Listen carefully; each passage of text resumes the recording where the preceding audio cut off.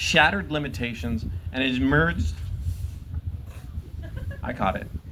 emerged as examples of what's possible when determination meets opportunity. Look at these graduates and witness something magnificent. These graduates represent the very best of their potential realized. Through a dedication to academic learning and a remarkable personal growth, they have transformed challenges into victories and obstacles into achievements. Each student before us is a living testament to the power of perseverance, the beauty of growth, and the unstoppable force of the human spirit when supported and nurtured in a loving community. Today's graduates have chosen courage over comfort, growth over stagnation, and hope over doubt, day after day. They celebrated breakthrough moments, learned from their setbacks, and built the kind of resilience that will serve them for a lifetime.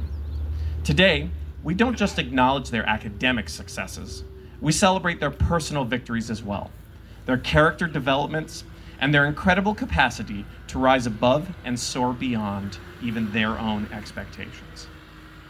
As our graduates prepare to take on the world, they do so equipped with powerful learning tools, unshakable confidence, and the profound knowledge that they are capable of achieving anything they set their minds to.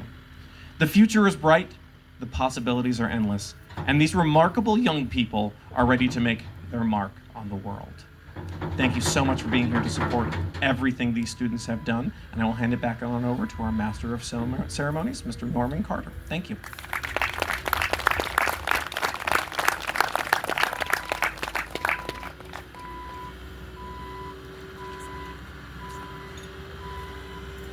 So we'll hear a few words about each of our seniors. A couple staff will come up and tell you some stories, most of which are true, about all their hard work and growth.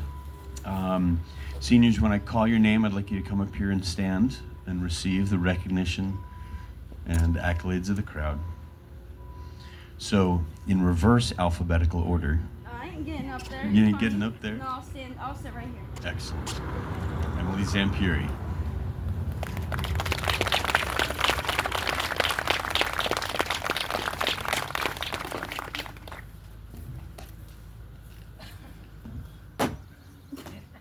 Dramatic one?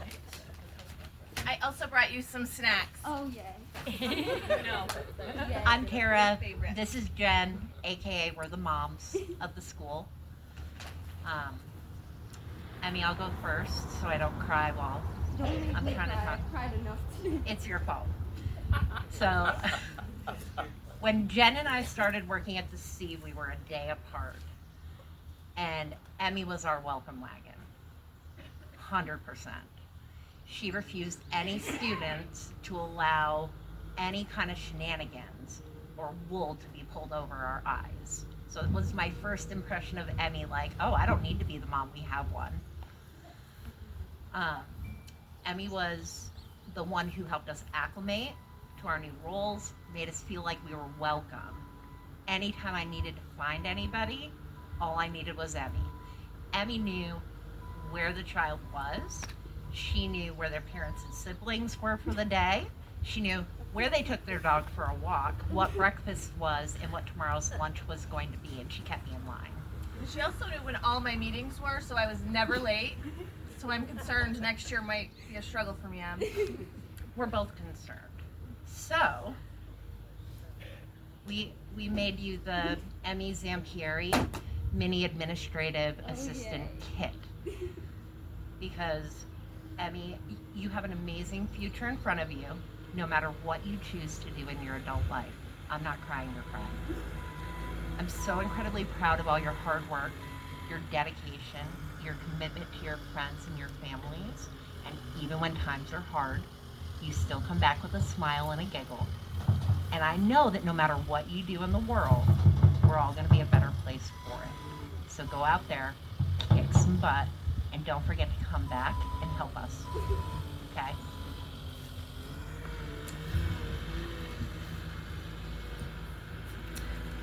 So I have actually had the pleasure of knowing Emmy since the second grade. She was little but so fierce then as well. Miss Douse's class, room 119. She strutted through the halls of Berry City School with her head held high. Sometimes her middle finger was even higher. You never quite knew what she was up to. Whether it was swinging by her past teachers right in the middle of their lessons to say hi. Maybe she was checking on Derek at the nurse's office because she knew his schedule like it was her job. Still does. Or making a grand entrance to see Mr. Taffel. She liked to do that. She walked into the office like she owned the place. And good luck to anybody who was gonna tell her she didn't. Every time I saw her in the hallway, she'd flash me that adorable toothless smile and give me a big hug, which often resulted in her wandering off from her class line to get a reminder about following Me, class Emmy. Lean expectations. forward, honey, or you're gonna rip It's it been right off. amazing to watch Emmy grow from a spicy little second grader shredding her stuff at BCMS with that huge grin and even bigger heart into a lovely, smart, and strong young lady. I'm really gonna miss you, Emmy, but I have no doubt you're gonna do great things. You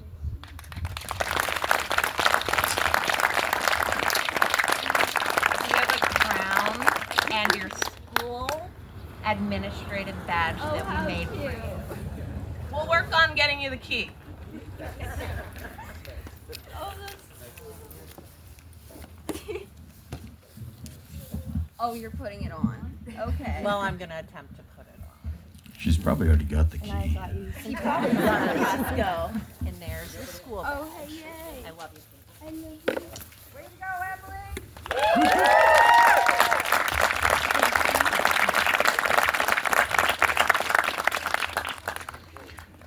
Sage Slapnik. Come on up.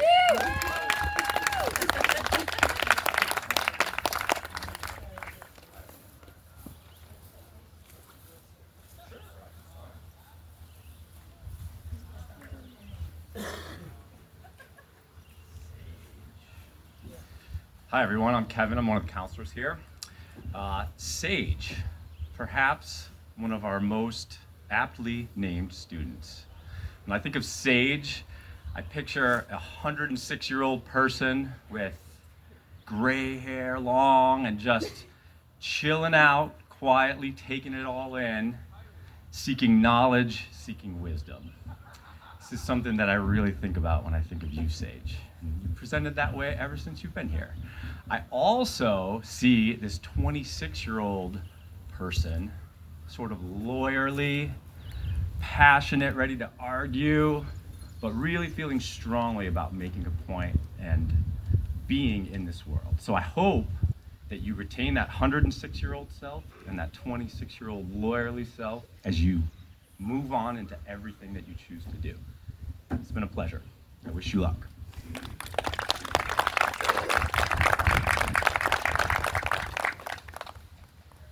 Hello, everybody. I'm an English teacher, so I had to prepare something. I'm not as talented as my colleagues. Sage, you're about to embark on the first steps into your adult life. Though, speaking honestly, you've had one foot out of our door since I met you a year and a half ago. In just the last year, we've completed 3.5 credits together. I hope that it was pleasant, and that if it wasn't pleasant, it was useful, and that if it wasn't useful, it was at least understandable. You completed English 12, financial literacy, a philosophy course on art, a creative writing course with me, and we also worked to complete your ServSafe testing with George, and we did even more writing for Brandy. It's been a long year, and you've come out the other side, maybe dreading the sight of fluorescent corridors, but otherwise unscathed. Sage, you're an intelligent, determined young person who can accomplish whatever you set out to do if you're motivated. You're the first student I have ever had, and possibly the only student I will ever have, that when assigned an essay to complete in class, would return the next day with 2 drafts completed as homework. And you're the only student I can recall at C discussing the necessity of moral objective truth over relative subjective truth, a lesson that's worth repeating. Sage, you are self-determined. You've learned to trust in yourself. You've developed a moral compass, and it will steer you. When you believe in something, you believe with your whole heart, and you care deeply about the problems you see in the world. And importantly, you aren't easily swayed from your beliefs. a combination that can sometimes get you into trouble, but which fills me with confidence that no matter what, from here on, you'll be all right. My advice to you is this: trust others, keep exploring art, and find something that will bring you happiness, real happiness. Create things and continue to stand up for what you believe in, and above all, keep reading. Okay, I'm an English teacher, I have to say that last part.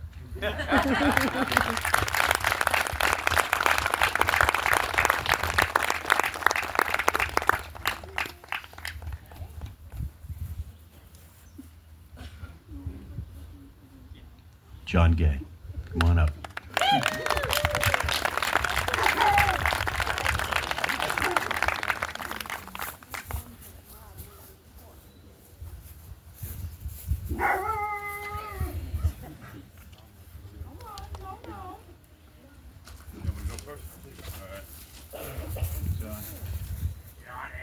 Johnny, give it up.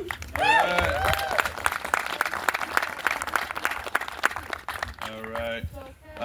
My name is Cliff, student support specialist. I've been working with John all 4 years that I've been here. John Gay, the man, the myth, the legend.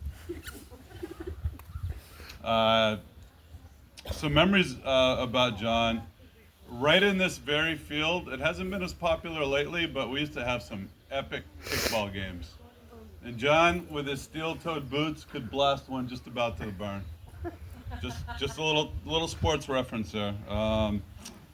I've had John for academic blocks off and on over the last 4 years. So the first trick you have to learn while working with John is the first thing you have to do is find him. That was the biggest challenge. He was a master of disguise. He could hide behind doors. He could hide anywhere. But once you found him, he'd get right to work. So we've done math, we've done English, really a lot this last year, just trying to get his last credit in.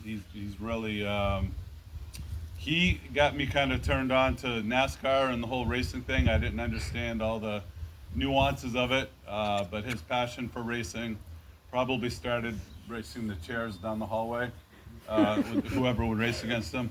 No, but I've learned a lot about Thunder Road. We've actually done a little Thunder Road research.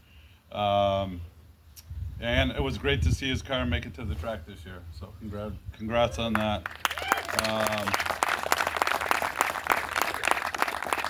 Is it still in one piece, John?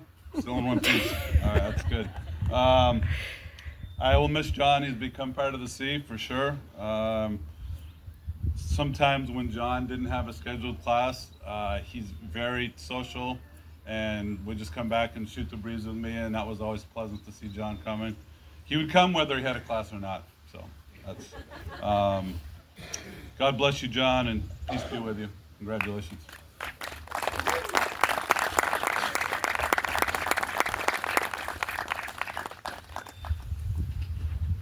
John Gay. So a little history back there, the underpinnings of what goes on at the school.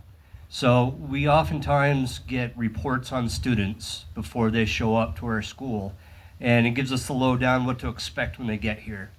And one of the things that concerned me was the place where John was at before this, he was considered combative and didn't get along with staff very well. And honestly, that worried me a little bit. I had my concerns about John coming up to our program. And I gotta say, John, I don't know what was going on there, but I found you to be one of the kindest, gentlest people that I've had at this school, honestly.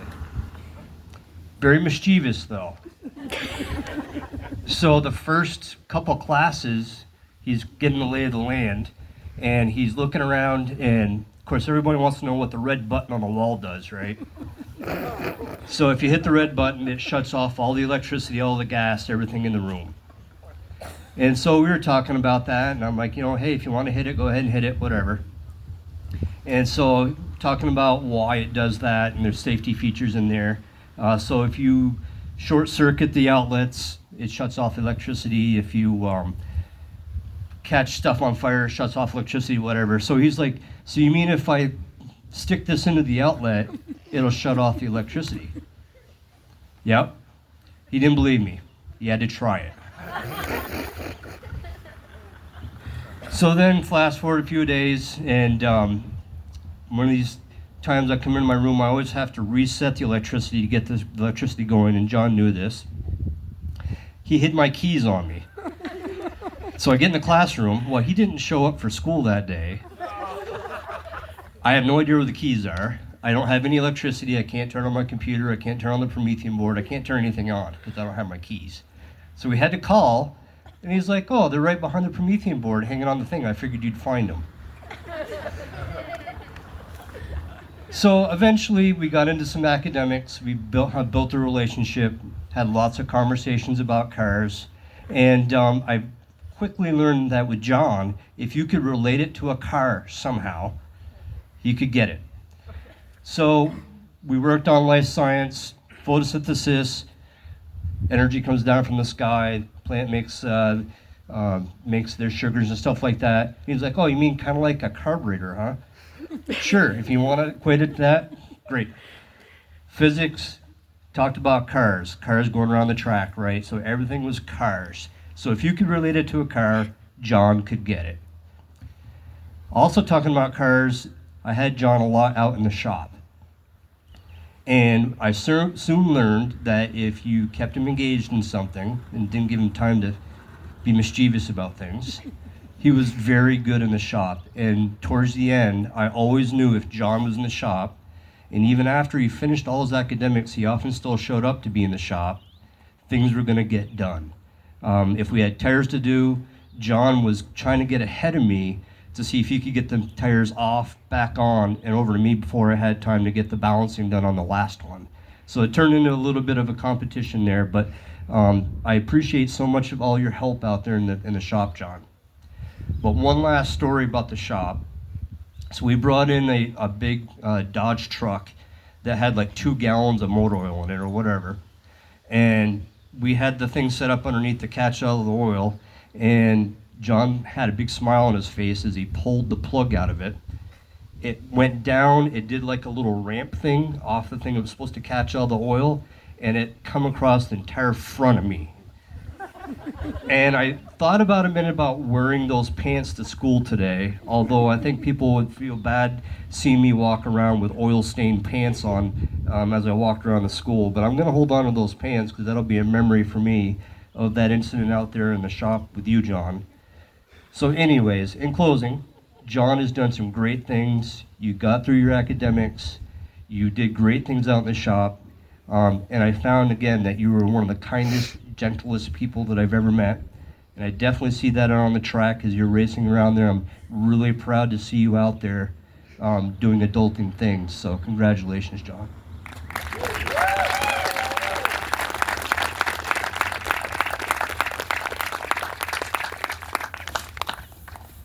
Caleb Fleury, come on up.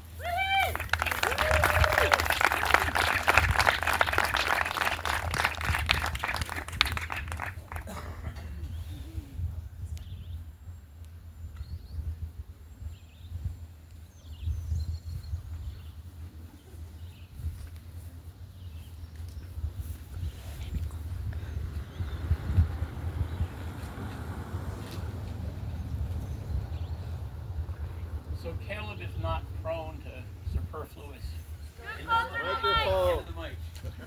Caleb is not prone to superfluous talking, so mine is going to be similarly brief. So Caleb was often quiet and understated, but still waters run deep. He enjoyed hands-on science and was most partial to strong exothermic reactions, meaning kaboom. I believe his intellect and curiosity will lead him to a lifetime of learning. Congratulations.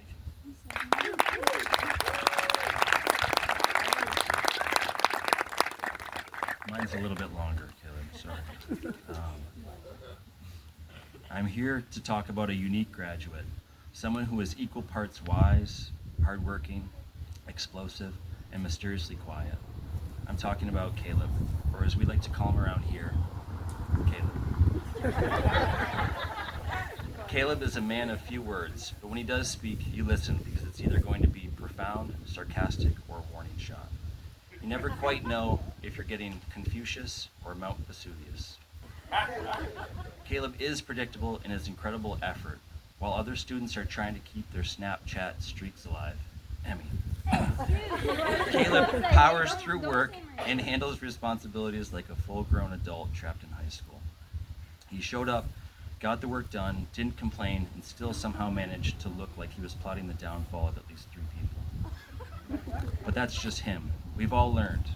Caleb doesn't hate you. He just has a resting, don't test me face. Behind that steel expression is one of the most loyal and kind people you'll ever meet. Caleb would do anything for the people he cares about. His quiet strength and fierce dedication make him someone you absolutely want on your side. Mature beyond his years, Caleb has taught us what it means to handle chaos with grit, to value action over words, and to always keep people guessing. And while he may not love the spotlight, we couldn't let this day go by without recognizing how much he means to us. Go do good things, quietly or loudly. Congratulations, Caleb.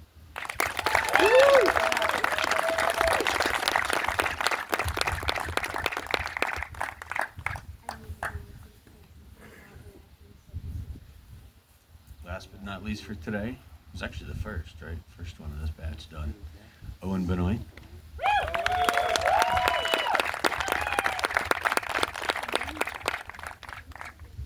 Here you go. Owen, what to say? Where to begin? Owen, I've known you for a long time, years. Years. Seeing you come through that door as a kid who was literally, people misuse literally all the time, I mean literally, running down the halls, bouncing off the walls, creating as much mischief as you could.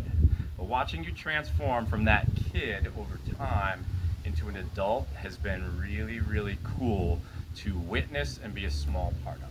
So seeing you as a student just kind of grow and your interests really expand, watching you shine in the shop, doing all those cool projects. I remember the evolution of those truck projects where you just kind of started getting more involved, and then watching you take those skills and that interest and moving to youth build. I think all those things and that progression is really going to help you in life. So I'm very, very proud of you for graduating. Hope you enjoy this moment, and I can't wait to see what else you do. Congratulations. I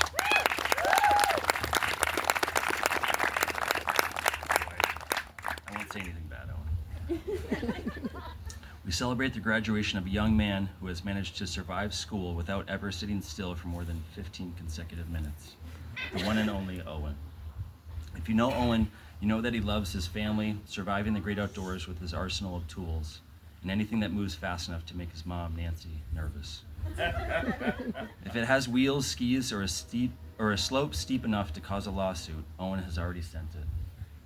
During a Vermont adaptive ski trip, Owen used GPS on his phone to track his top speed at 74 miles an hour. Yeah, oh gosh. We've spent years trying to keep up with him, and by we I mean teachers, friends, gravity, and common sense. None of us succeeded. But don't be fooled by the daredevil energy. Owen is one of the most grounded, good-hearted, loyal guys you'll ever meet. He loves his family with his whole heart. He's the kind of person who will bomb down a double black diamond, fly over a rock, land in the parking lot, and still text his dad, Ed, that he made it down safely. He is also ridiculously dependable. If you need someone to help mow a lawn, recover from a 1,000-year flood, or lead you into the woods on a questionable shortcut, Owen's your guy.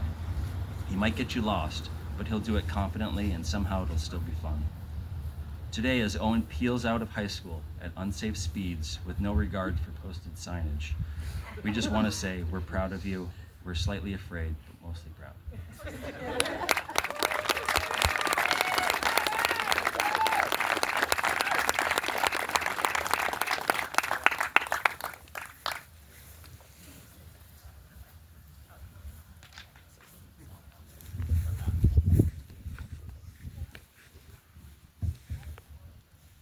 All right, ladies and gentlemen, thank you so much for being here to celebrate these 5 fantastic human beings and the work that they've done, the perseverance that they've showed, and let's give them one big round of applause.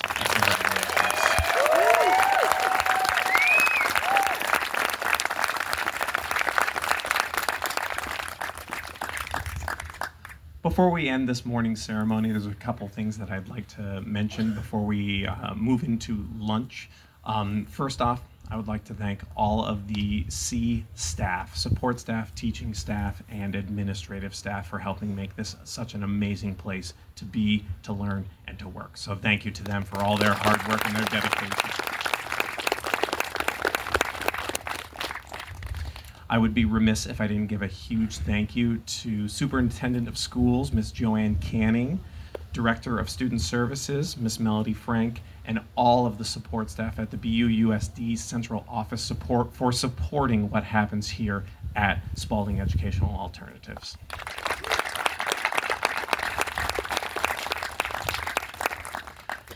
I'd like to give a huge thank you to all of the family and community members out here supporting these students this evening.